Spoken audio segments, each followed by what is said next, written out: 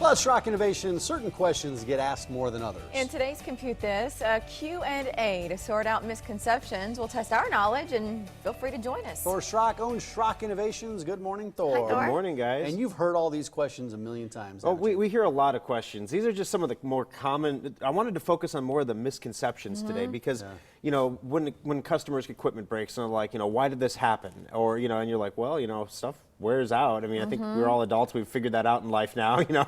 Yeah. It just wore out. Starting with our own bodies and then everything else. Misconception number one. You want to get to the first do it. one? Here's the first one. All antivirus programs are basically the same, just as long as you have what the store recommends. All right. So next time you're going to buy a computer, of course, I would hope you buy a modular PC from Schrock, but go shop around and ask the question, what antivirus program should I recommend? Best Buy will recommend the program that they own, Computer Associates. Nebraska Furniture Mart salespeople will recommend Secure IT, which they are heavily commissioned to offer. You know, we offer you Endpoint, so I mean, we're not, but we have a recommendation. The difference is our recommendation is rooted because we believe in the software, and we're willing to throw a warranty behind that. They don't pay you to recommend. Yeah, we've asked, and they're like, why would we do that? You already recommend it. Why would we pay you? And we actually recommend it because it works. So basically, you know, when we're doing all these Windows 10 upgrades, you know, we used to recommend Norton 360. It was discontinued last September. So if you have Norton 360, Norton Antivirus, Norton Internet Security, you may flip back through the morning blend segments of years past and say, well, that's what Thor recommended. Well, those have been discontinued for almost a year now, so we're starting to see people actually get infected who are running it. So we recommend Semantic Endpoint. It's the same stuff the University of Nebraska uses. It's corporate level IT security, the best you can get.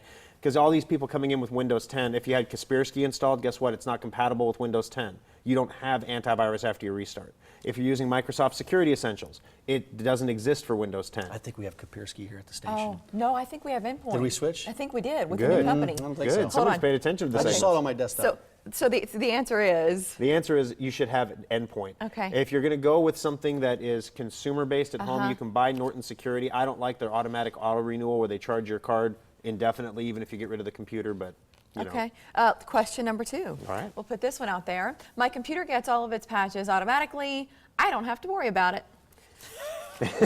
This is partially true. Partially true. That'd be nice. Your computer gets all of its Windows Update patches automatically. That's just Windows. There are patches for all of your third-party programs as well. There are patches for Adobe Reader. There are patches for Flash Player. There are patches for Java. There are patches for VLC Media Player. Dropbox has a patch like every other day, no joke. I mean, all these programs have their own patches, and they all have their own little patch utilities, but they generate pop-ups that say, do you want to install the latest software now? Number one, you're in the middle of something when you sit down at your computer. No, thank you. I don't want to install it now. Number two, how do I know that's a real pop-up? And that's one of the reasons we recommend a program like Secure Updater. There are other programs on the market besides Secure Updater that do similar things, but what Secure Updater does is it silently and automatically keeps all that stuff up to date, so you really don't have to worry about it. So the answer to the question is true if you have a program like Secure Updater or something similar to it.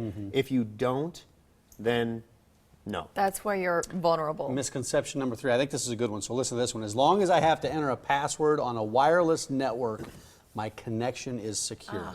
Yeah, this is great.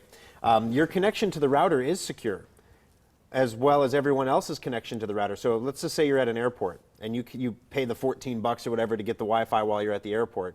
You and every other person in the airport that's on the Wi-Fi can intercept each other's traffic because you're all in the same secure bubble. So, for example, I had a friend of mine who at one point sat down at an airport, and the guy next to him had a big long power strip, and there were no power outlets available. He wanted to plug in his MacBook. And he asked the guy, can I use a plug on your power strip? And the guy was kind of a jerk about it and said, no, it's my power strip. You should have brought your own, that kind of stuff. And so he's like, all right, buddy. So he opens up his laptop, and you know, this guy's prone to some, you know, he dabbles in the dark side from time to time. You got to know a guy like that so you know what's going on.